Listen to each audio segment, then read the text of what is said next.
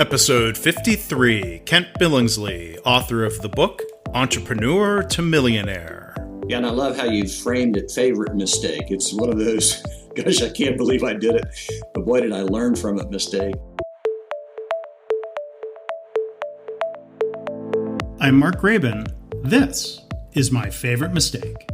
In this podcast, you'll hear business leaders and other really interesting people talking about their favorite mistakes. Because we all make mistakes, but what matters is learning from our mistakes instead of repeating them over and over again. So this is the place for honest reflection and conversation, personal growth, and professional success. Visit our website at myfavoritemistakepodcast.com. For links, show notes, and a chance to win a signed copy of Kent's book, go to markgraven.com/mistake53. Please subscribe, rate, and review. And now, on with the show. Hi, everybody. Welcome to My Favorite Mistake. I'm Mark Cuban. Our guest today is Kent Billingsley. He is the founder and president of the Revenue Growth Company, LLC. Kent is known as America's revenue growth architect. He's an international expert who helps leaders around the world scale their growth and profitability using the resources they already have. So I'll be curious to hear more about that as we get into the episode. Kent has a book that was released in February called Entrepreneur to Millionaire: How to Build a Highly Profitable, Fast Growth Company and Become Embarrassingly Rich Doing It. So, wow, that's where'd the subtitle come from, Kent? And by the way, thank you for joining us here today. That's an interesting subtitle.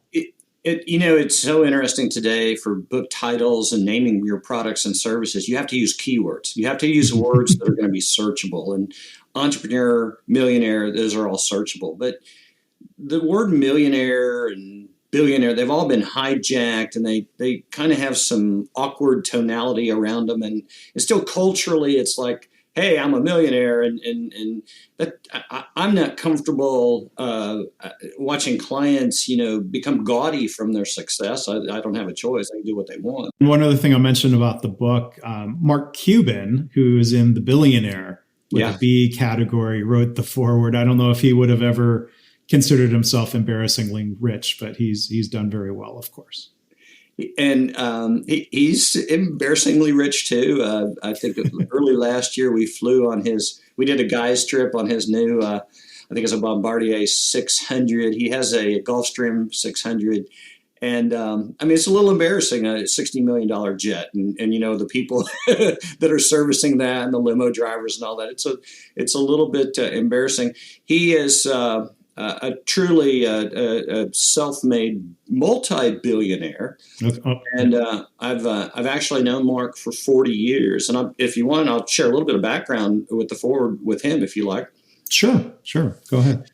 Yeah, so we've known each other for 40 years. We went to the same college. We didn't know each other in college. We met in Dallas. And I'd known about his companies that he had started up, but I was kind of caught in the corporate world. I couldn't transition over. And then he asked me if I could come help him with audio.net, but I had moved to Hong Kong to help run Asia for EDS. And when I came back from Hong Kong, I helped build out a software company. And then I was kind of retired in 2002. I'd really hit all my goals and hit the numbers. And we were enjoying some time up in his suite watching his Dallas Mavericks play basketball. This is about around 2002 late. And he said, well, what are you doing now? And I said, well, I'm kind of trying to give back. I'm trying to work with lots of companies. I've learned a lot. I've had great mentors, all that. I've been very fortunate. I had a lot of success, and I'm giving back. And I'm working with a lot of companies now, entrepreneurs, CEOs, not just small companies or startups, but good size. And I went on to say that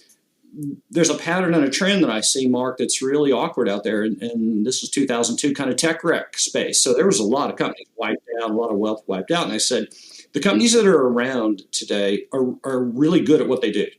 The people are passionate. The employees are driven. I mean, everybody is just killing it because, we've just had this tech wreck. The problem that I'm seeing everywhere is the companies are great at what they do, but they're not great at making money at what they do. They're actually terrible, and most of them really don't make any money at all. And I'm going into these companies to kind of teach them and show them, here's how you create wealth. This is very different than just starting, running, and growing a business. Creating wealth is how you make money without spending money. And I said, I just see this over and over in every kind of company and industry. And Mark looked at me and he said, I agree with you. And then I said, as I get more case studies, I don't know, I had 20, 50, 100, I don't remember how many case studies I was building, but I said, as I get more case studies and I can validate the principles, the concepts and all that, I'd like to put it into a roadmap and kind of a book. And Mark made the commitment back then. I mean, what's it been, 18 years now. He said, I totally agree with you. When you write the book, let me read it. And if I like it, I'll write the foreword for you. Well, the last 3 years, I truly committed to finishing the book. McGraw-Hill gave me a contract to write it, and I got it packaged up and put it all together. And then several months back, I sent it to Mark, and I said, hey, do you want me to write the foreword and you bless it, or do you want me to craft it, the talking points? He goes, oh, no, just send me the manuscript. I'll read it. He read through the manuscript. He read back, goes, I love it. I agree with it. Here's your foreword. McGraw-Hill saw the foreword, didn't touch a period, didn't change a word, and it went right to the book. It's about a page and a half. And net, he's basically saying, gosh, this really is a roadmap. I wish I would have had this when I started my businesses, because it's more about wealth. It's more about profitability than it is just fast growth. And then he said it's a must-read book in the foreword. And so I think that's really important for your audience, because you want to find a path or a solution or a recipe that's been validated as many ways as possible. There are a lot of speakers and books and stuff out there. And so you can get caught up in the experimenting and trying and testing. Oh, we did this for a while, now we're doing this, as opposed to find a path, find a recipe, find a roadmap, make sure it's proven, it's been tested, and then get on it and commit to it. And stay on it and don't look back. So that's kind of the background, the story of how he was involved and all that. Very cool. So it sounds like there are a lot of mistakes that entrepreneurs and business owners make, and we'll come back and touch on that and explore the book. And again, it's the main title is Entrepreneur to Millionaire. But Kent, as we normally do here in the podcast, looking back at the different things you've done, what would you say is your favorite mistake? Yeah, and I love how you framed it, favorite mistake. It's one of those, gosh, I can't believe I did it, but boy, did I learn from it mistake. And I actually write about this mistake in the book, because when I decided to go true entrepreneur, leave the corporate world, I didn't accept any jobs as president or CEO. I said, I've got to go start my own business. I want to start a firm helping other companies. And applying all that I had known and all that I had learned, I kind of had the roadmap in my mind, and following the recipe I'm sharing in the book. I talk about the biggest mistake that I made. And it was very early on. It was in the first few months, and it's around the principle of what's called targeting. And you go back 20 years and even 40 years in my career, targeting was predominantly centered around demographics. And for a business in B2B, B2C, B2G, it doesn't matter. The whole targeting premise is, who is your buyer? And how do you segment? How do you sub-segment? And how do you stratify? I was a chief marketing officer of a billion-dollar tech services firm. So I had teams that were doing this kind of work. So it wasn't like I was new to this concept. And so I had started my business, and I had targeted where I just knew there was an absolute fundamental marketplace problem, an absolute pain point in every business. That's in the sales leadership piece. At best, it's sales management, and that's just glorified deal makers, or it's a redundant process police person. That's sales leadership in most organizations. And sadly, that's the Achilles heel, because that's where the economic engine should be full force, but it's actually held back because the VPs of sales and sales management struggle. They don't understand systems thinking and the principles. So I targeted, I said, wow, I can go into any tech company, because I had just had 20 years in tech. I could go into any tech company, and I could help a VP of sales double, triple their sales revenue, their profits, their bigger, better deals, higher margins faster, because I had been doing that inside EDS. At one point in time, they had me working to provide the strategy on only mega deals.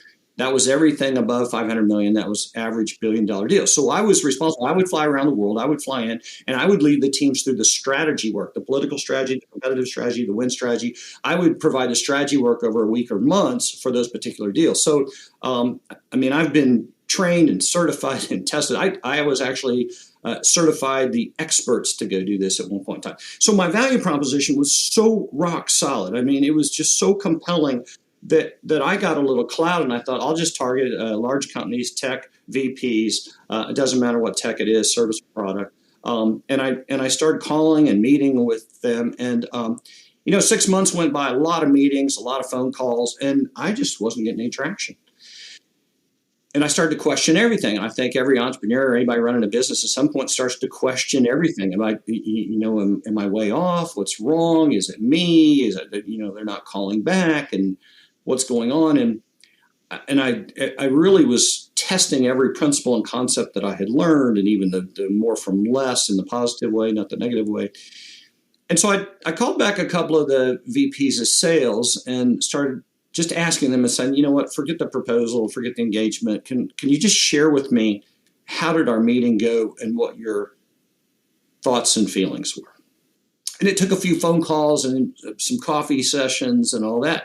And it was interesting how my target audience, VPs of sales for tech companies, bifurcated into these two parts. And the first part were those VPs of sales that were killing it. They were having amazing success. They were on a rocket ship. The clients were coming to them. They didn't even make calls. They took orders. Kind of like that was in the Cisco days. I remember that. I'm going way back here, but the Cisco guys used to hang around the fax machine watching the POs come through. They didn't even have to go out and make calls. I mean, how fun, right? For them for a while, and then that went away. And then the other group of VPs of sales, or my target audience, were struggling. They were under pressure, especially in the public companies where you have to hit your number consistently, and you got that 20% compounded growth, and you got competitors all over you. They were experiencing a different set of emotions than the other half of my target group, those that were having success. And as I continued to dig and listen, what I uncovered and discovered was the first group that were doing really well, fairly arrogant, in many cases delusional about their competencies. They were more lucky than competent. But their emotional context was, I don't need you. Go away. I'm good enough. I'm satisfied or satiated, or, hey, I just can't keep up with all the business I've got. There was an arrogance level there. And it's like, okay. And then the second group, though, was just the opposite. Their emotional construct, those that were struggling, those that were under the gun, those that could be fired at any point in time, they were living in fear. They were living in complete desperation. They were scared of me. And they were like, well, you're coming in here to just get me fired faster. You're going to come in here and find all the mistakes I'm making. You're going to come in here and you're going to be the hammer that the CEO brought in to replace me even. I heard that one time. You're going to be my replacement. And I just found this set of conversations so shocking, because it was so opposite of my value proposition. And I think a lot of your clients will experience this. What they assume and believe in their heart of hearts is their value proposition is just the opposite of how it's perceived emotionally with the buyer. That's why so many times I call it the pregnant pipeline. We have deals in the pipeline that just sit there forever, and we're like, wow, and I hear this, oh, the prospect must be stupid. I'm saying, well, they're not stupid. There's a reason, and it might be their emotional context is out of alignment. And so talking with these VPs of sales that were scared of me, I said, it's just the opposite. I'm going to come in here to help you. I don't want your job. I don't want to be a VP of sales.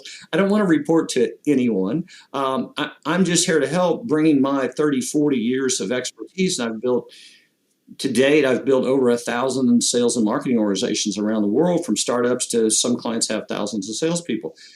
I can bring you phenomenal. I can just transform your world in a few meetings. And they were like, well, yeah, that's all good and great, but I've just got to get this. And if I get a few more good salespeople, I just keep hearing all this swirl. And I'm like, wow. So I step back and I'm in my study at home, and I'm drinking coffee, and I'm going, oh my gosh, my target audience, which is so perfect, the demographic couldn't be, sharper. It's just crystal clear, is there. The psychographic, the emotional construct is so far off. And I wonder. Well, I was just going to ask you. You can say, "I'm not here to replace you. I'm here to help you." But if they don't know you and they're living in fear, they might not believe you, which is no bad reflection on you, right? Well, and that's the point of all this, and my learning the mistake was how the psychographic, their emotional construct, is more important than the demographic. And that's the mistake I made, and that's the mistake literally every company I walk into, I say, okay, tell me about your client. There's 3 components of a perfect client profile. Tell me about them. They said, well, what do you mean? I said, share with me their demographic. How do you sort and stratify, segment a particular prospect? And they're pretty good at that, and that's because you can go on the internet, you can gather data, you can make a phone call, and you can buy those things. I used to buy those things from Nielsen and DataQuest and these kinds of companies. I'd spend a fortune, sometimes $1 million, on the demographic data, sorting trends and patterns in markets. And so that's not too hard, but everybody can do it. The challenge is now the psychographics. When I say, so Mark, tell me about the emotional construct of your buyer. And what are their feelings that actually are driving their decisions and actions or no actions? Because both of my groups, those targeted VPs of sales, wanted no action with me. The first group was like, hey, leave me alone. My world is rocking. The second group is, don't come in here and rock my world. I'm trying to survive. And it's that emotional construct, that what I call psychographic, and I talk about it in the book and explain it and how you do it. That's the most important thing you should look at as you're working in parallel with the demographic. You want to do both. And that's really the premise of my book is, well, just don't do this and you're done. You've got to do these things in sequence, and you have to make them fit together. The synergy is what tells you what works. And I want to add one more point, because this is absolutely so critical to any clients you have that are in the B2B space, and they are in what's considered a complex sale, multiple steps, multiple buyers, multiple decision makers, multiple emotional constructs.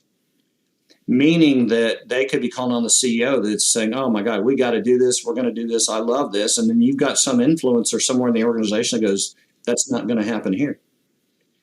And I don't feel we need to do that. Or here's all the pain and problems I see going through that to get there.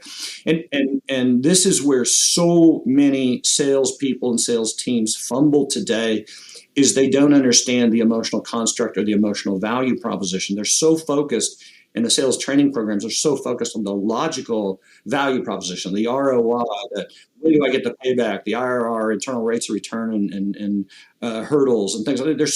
They're so focused on the financial side, and I help companies do that work at 3-point, 6-point, 9-point value propositions. But you also must put in place the emotional construct, that psychographic, because it's the emotion. And I tell teams this all the time. I hope your audience takes this as a note. There's a reason that the word motion is in emotion.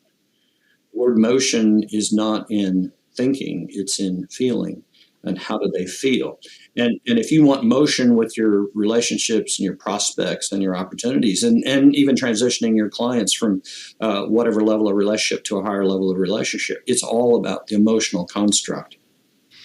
So Kent, when you had that business and you had these discoveries here, you asked for feedback. Yeah. You probed into what was getting in the way of deals. What adjustment were you able to make, understanding those psychographics or those emotions? What do you do then based off of that understanding? Great question. So I went back to my roadmap and I said, okay, so let's start all over. What's the starting process? And it's what I call a fundamental marketplace problem. And there I said, wow, what's broken in the organization? If the individual doesn't see it or doesn't want it on their side, maybe they're the wrong individual. So then I started targeting the CEO to say, you know what, I can help you optimize your sales and marketing and your whole system, and actually develop your VPs of sales so that they can not just optimize or maximize for this quarter or the next quarter, but for years. And that's where I started to connect, because there were many CEOs that were saying, we're getting the fast growth and the sales is killing their numbers, but our operations is the victim of all this business, because it's not all good business. And what we're finding is sales is hitting their number and suboptimizing operations, support, and delivery. And now all of a sudden I talk about this in speeches that operations or delivery becomes the victim of sales success if it's not quality success.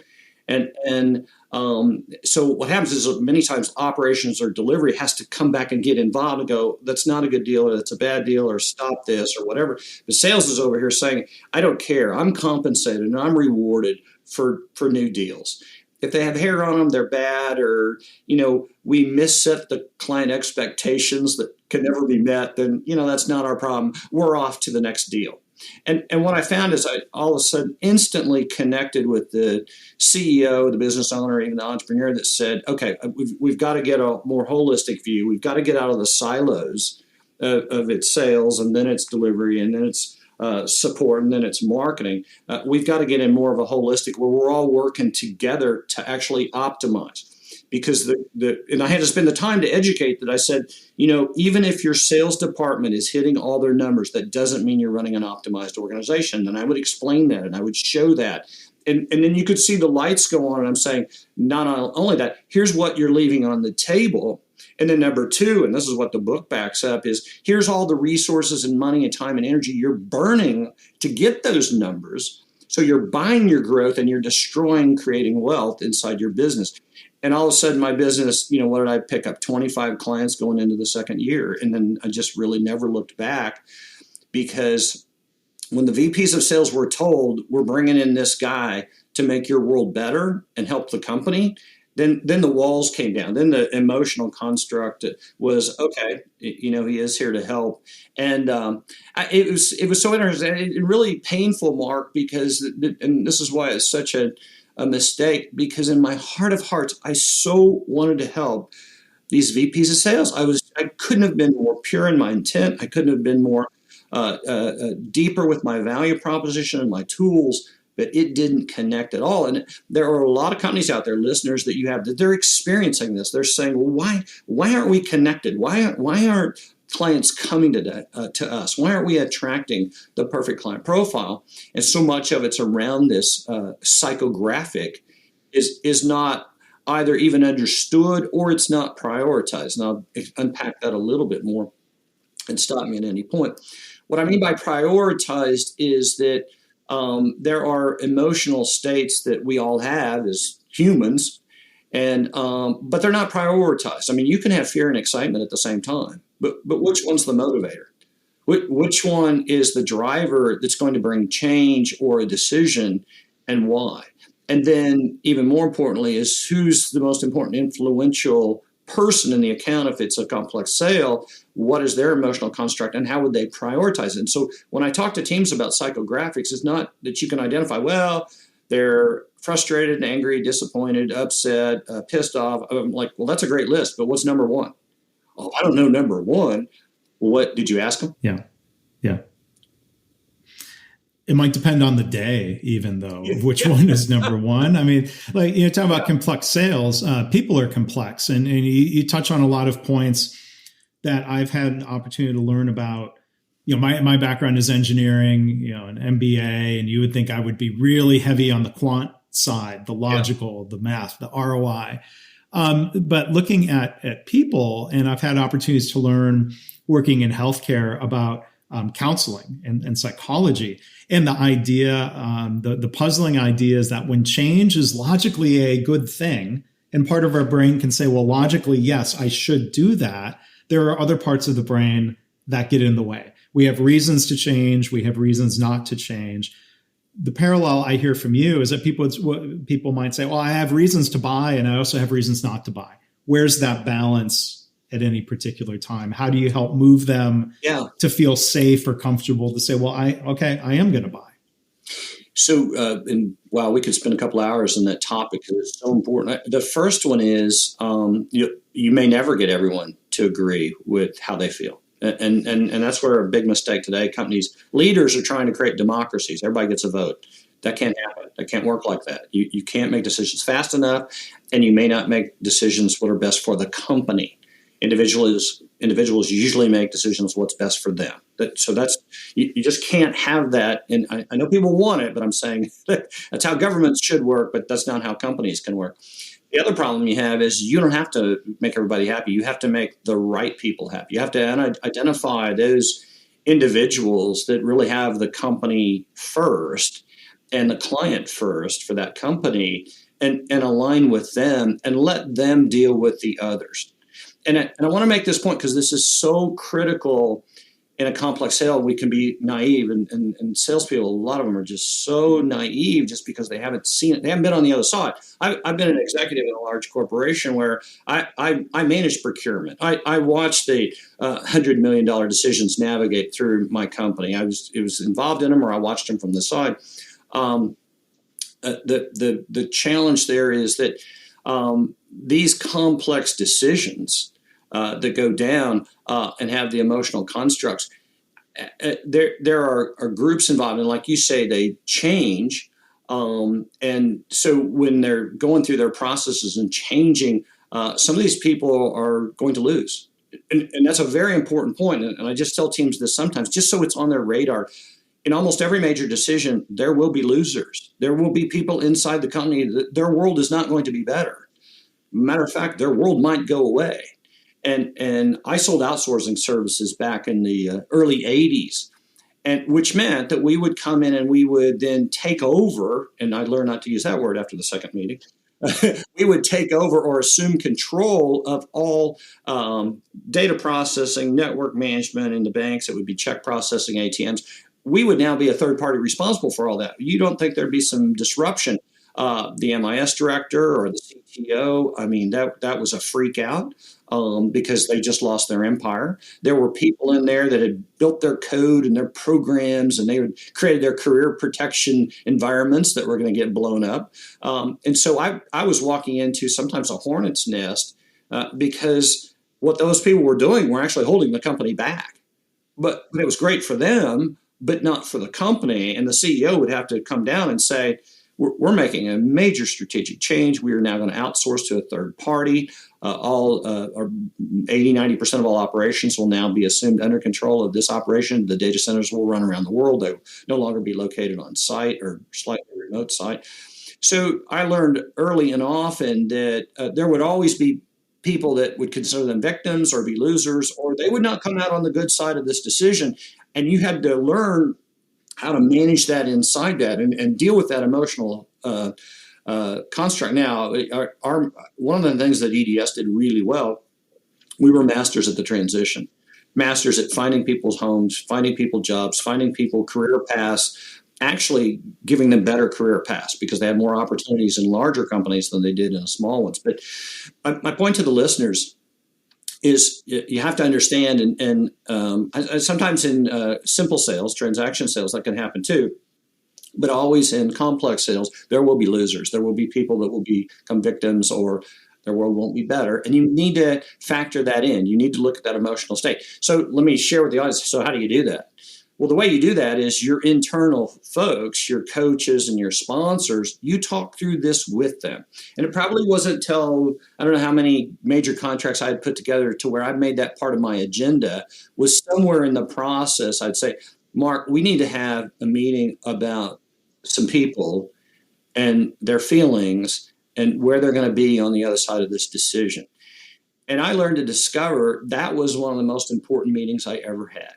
Because the Marks of the world would say, thank you. You're the first company or vendor that's really cared about our people and trying to work with us to make this as good as it can be for everybody. So even though I knew that back then when I started my own company and we did it on the operations delivery side, I lost that on the sales and marketing when I was starting my business. I didn't put the emotional construct in context of where it needed to be. And man, my first year in business was really, really ugly. So I guess that'd be my favorite mistake. Yeah. Well,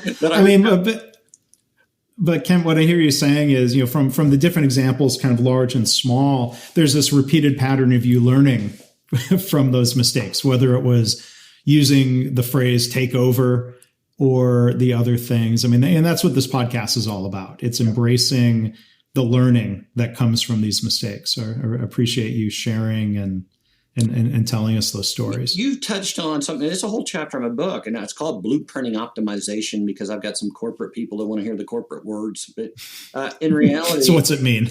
Yeah, in street language, it's continuous transformation, continuous change, continuous adaptation to what's out there and how things are different. And we're pre-COVID or in the eye of the storm, depending on what news site or feed you read that day.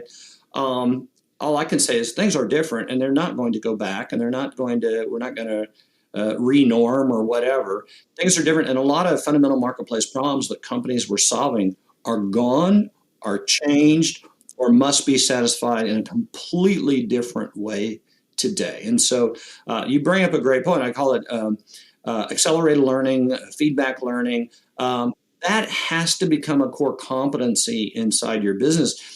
And I spend another chapter talking about how when you start this roadmap, at some point in your roadmap, you've got to go back to the beginning again and retest it. And I recommend every year you go back and start with the FMD and say, what is the fundamental marketplace problem? Does it still exist? Has it changed? Have the competitors satiated it? Do we need to readjust our model?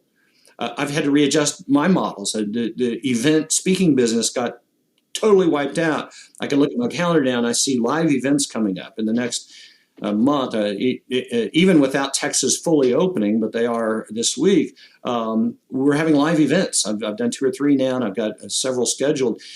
That's so exciting, but they're different. They're limited. Some people won't show because they're still nervous. The world changed, and we've got to adapt our models. I'm really fearful, Mark, that one of the great mistakes that companies are making, and I'm seeing it dealing with clients, is they're just waiting for things to go back to normal. They're just holding on and just knowing that, okay, well, business is coming back. We can just go back to what we were doing and just doing it the same way. It's a little tougher. Have to spend a little more money. I mean, I just hear this and I'm like, that you didn't learn. You got beaten up, but you didn't learn from COVID. You've got to readjust, maybe completely transform your model. I'm getting a lot of feedback that a favorite chapter for people is when I talk about multiple revenue streams, that you've got to have this Goldilocks of revenue streams today, because that one or two that you had, that one product or service, and the way you were making money off of it, you need to find other ways to make money off of it. What I'm not saying is you need more products and services. What I'm saying is you need to find more ways to make money off that same product and service and additional revenue streams to protect yourself. I use a lot of examples about restaurants just because we all eat at them. Those that had one revenue stream, walk-in traffic, either the traffic left or the government shut them down. I'll share with you another real quick story. One of my friends and a guy that we've almost worked together a couple of times. His business was so on fire. He owned quite a chain of these movie studios where you would go in and eat and have drinks and all that. And his business was on fire. It was I think it was worth a few $100 million. COVID hits, he takes a double whammy. There's no audience and no product. And they had to declare bankruptcy. I mean, just overnight. I remember talking to him, a year and a half ago, and he's like, Kent, I got to get you in here. We got to work on the corporate sales side. Our venues are doing great, but we just struggle with the corporate B2B. See, his B2C model was rocking. The B2B model was stuck because it's a complex sale versus a simple sale. And I remember talking to him, and I'm like, at some point in time, we'll work it out. I'll get the bandwidth. We can work together. And then boom, he just absolutely got blown up. And because two dramatic tsunamis, the no clients and no product. The movie studios couldn't make movies, so they couldn't send anything. And so now, you got to go back and look at your model and say, okay, how do we do this differently? Well, they instantly stream. They do other things today to do that. And you can have home watching parties. I mean, there's all kinds of ways. So I really hope, and your listeners, I hope they don't just go back to the way things were and just accept less business or smaller business. I want them to go back and say, you know what, how do we readdress the fundamental marketplace problem? If it is still the same, which it rarely is, how do we address it differently to start to create wealth and optimize the money we make? So, final question. Kent, you mentioned EDS, yes. And when you joined the company, in a way, maybe it was at the peak of Ross Perot. I really admired him. He was one of a kind as an outside observer, and part of my perspective was growing up around Detroit when he was on the board of General Motors and famously butted heads, and I think the company was far worse off for having cast him aside.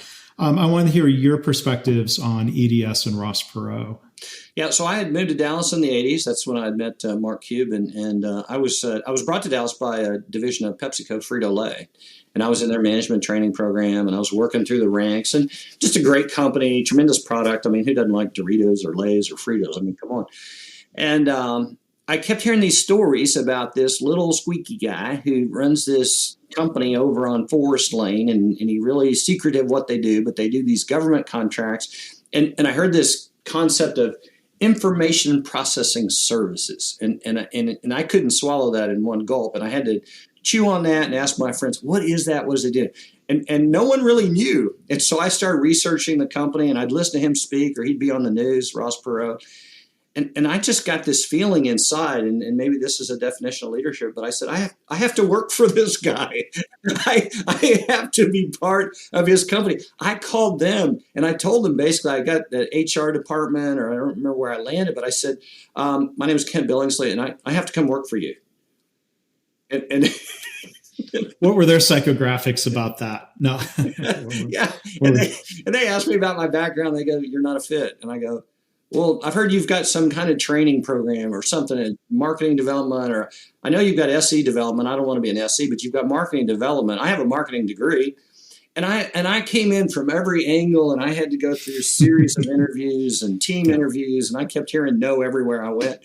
And I finally, they let me in. Oh my gosh. And I had to go through 13 months of development before I could make a sales call. Now, I came over as a sales director, and I still had to go through 13 months of their development program, their marketing, sales, negotiating, dining school, dressing school, everything, to learn how to sell multi-million dollar agreements and services agreements, not product. And so I was so on board, and my first 6 months were a disaster. I couldn't spell DP. I didn't know what we did. And at the end of graduation, we had 7 days of testing and scored role playing to fire you. It was like an apprentice that every month several people in the class got fired. I was in class 8, and I worked day and night and weekends. I bought every book on information processing. And the 8th week, the 7 days, I actually scored the highest number ever in all 8 programs for that program. And it was just because I loved Ross Perot so much, and every meeting I could be in, a meeting with Ross Perot, I could hear him speak to a group. I was the first one there. I sat in the front row. He's the greatest leader I've ever known, I've ever heard, I've ever met. And he made it all about the people. He made it all about the client. There were contracts they lost a fortune on, but he said it doesn't matter. It's if the client's happy, well, that's the way it'll be. I mean, just things you wouldn't do. It's kind of like Southwest Airlines, same kind of thing. You just, you make it right, you make it fun, and then you make money. And Ross Perot, I when he died last year, I wrote a blog about my experience meeting him the first time. And I remember calling him Mr. Perot, and he said, "Now, Ken, I'm not Mr. Perot. If you're going to call on CEOs and big companies, you call them by their first name. I'm Ross. You got that, Kent?" I said, "Yes, sir." He kind of shook his head. And not that I was in the military, but I was trying to show respect. He goes, "Call me Ross." And then he walked away. And I just stood there in the hallway, and I was frozen like, okay, did I just get everything that he just gave me? Because I'm not sure I did yet. I'm 25 years old, 26 years old, just trying to absorb it. But what a great man. What a tremendous man. We could all learn leadership concepts and principles from great men like that. Yeah. So it sounds like it was not a mistake for you to find your way in the door and to do that. That's great. And it's funny because at that time, Mark Cuban, he's like, man, you need to, get in a small company, you need to be an entrepreneur, you need to do all this. I said, I love all that, Mark, but I don't know how much money's in that. I want to get into big companies where I can learn. I want to get into environments where, they paid for 13 months of development, a that's unreal. Program, PhD in sales and marketing. They paid for all that. And then the great thing about big companies, and if your audience is in a big company or not, you can learn everywhere. But in the big company, you just keep raising your hand, finding problems, and say, I'll find a way to solve them. You'll just rise up to the top. And I talk about that in the book. And one of the blogs coming out is today, every employee must. You don't need to be an entrepreneur. You don't need to go off and start a business. You can stay in your business, be entrepreneurial, and rise as fast as you want, or have an amazing career, because we all need everyone in business to be more entrepreneurial. And I'll give you one definition or one characteristic: not passionate, driven, all that kind of stuff. Everybody's like that. And if you're in business, you've got to be a creative problem solver. Not a problem solver, but a creative problem solver. And what I mean by that is the ability to solve complex problems without spending money and without hiring or adding bodies to solve it. Now, wouldn't that make a darn good politician? Well, Ross tried, and he gave a good run at that. Kent, thank you so much. Our guest here today has been Kent Billingsley. His website, if you want to go find him and his company, is revenuegrowthcompany.com. The book, again, available now via McGraw-Hill, is Entrepreneur to Millionaire: How to Build a Highly Profitable, Fast Growth Company and Become Embarrassingly Rich Doing It. So, Kent, thank you so much for sharing with us today. It's really great to hear your stories and your reflections, and I really appreciate it. Oh, thank you, Mark. And I hope they get the book and learn the roadmap and get it in their business and create wealth. I encourage people to check that out. I will link to all of this in the show notes. I'll link to the blog post that you wrote about Ross Perot. And I'm going to add here at the end, Kent was very gracious to me, even in light of mistakes I made along the way. So in one email back and forth, I called him Ken instead of Kent. That's a mistake that should never happen with somebody's name. I'm going to blame autocorrect because there's a Ken I work with a lot. And then, I was about 5 minutes late to our pre-call. So thanks for your graciousness about that, Kent. Not my favorite mistakes, but some of my most recent. And I appreciate you hanging in. Didn't bother me. I didn't say a thing. Well, like I said, you were very gracious about it. So thank you. I'm going to learn from that and try to prevent those mistakes as you talked about and our listeners aim to do. So Kent, again, thank you. Thank you so much. You're more than welcome, Mark. I really enjoyed it. Again, I'd like to really thank our guest, Kent Billingsley, for being here today and sharing so much with us. Again, if you want to enter to win a signed copy of his book, you can do so. You can find links and show notes and more at markgraban.com/mistake53. Thanks for subscribing if you've already done so. Please rate and review us if you have the chance on your favorite app. And I hope this podcast inspires you to reflect on your own mistakes and how you can learn from them or turn them into a positive. I've had listeners tell me they've started being more open and honest about mistakes in their work, and they're trying to create a workplace culture where it's safe to speak up about problems, because that leads to more improvement and better business results. If you have feedback or a story to share, you can email me, myfavoritemistakepodcast@gmail.com. And again, our website is myfavoritemistakepodcast.com.